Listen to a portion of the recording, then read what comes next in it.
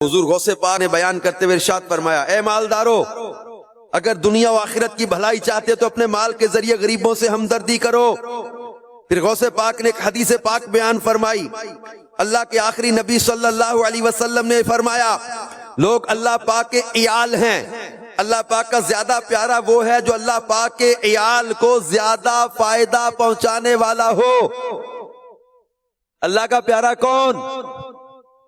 جو اللہ پاک کے عیال کو فائدہ پہنچانے والا ہو۔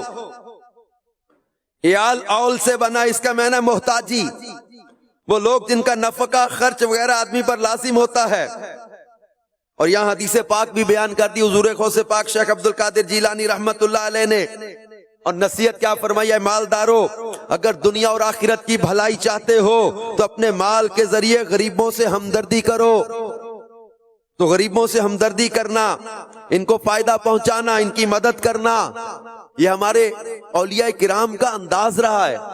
حضور غوث پاک کی نظر ایک پریشان حال فقیر پر پڑی، ایک مسلمان کو دکھ اور غم کی حالت میں دیکھ کر حضور غوث پاک بے تاب ہو گئے اور پوچھا، ما شأنک، یعنی تجھے کیا ہوا؟ فقیر نے جواباً عرض کیا، علی جا، میں نے دریا دجلہ کے اس پار جانا ہے مگر پیسے نہیں ہیں۔ ملا کے اس رویے سے میرا دل ٹوٹ گیا۔ کس رویے سے؟ کہ اس نے بغیر کرائے کے کشتی میں بٹھانے سے انکار کر دیا۔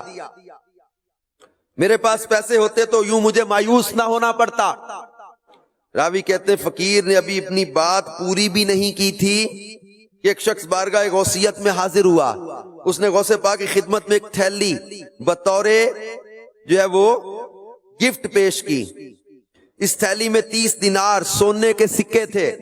حضور غوث پاک نے وہ سارے سونے کے سکے اس غریب کو دیتے ہوئے فرمایا، یہ تمام دینار ملاح کو دے دو اور کہنا کہ وہ آئندہ کسی غریب کو دریا پار لے جانے سے انکار نہ کرے۔ غریبوں کی پیمنٹ ساری فرض جا کر دی کہ یہ کبھی بھی کسی غریب کو انکار نہ کرے دریا پار لے جانے سے۔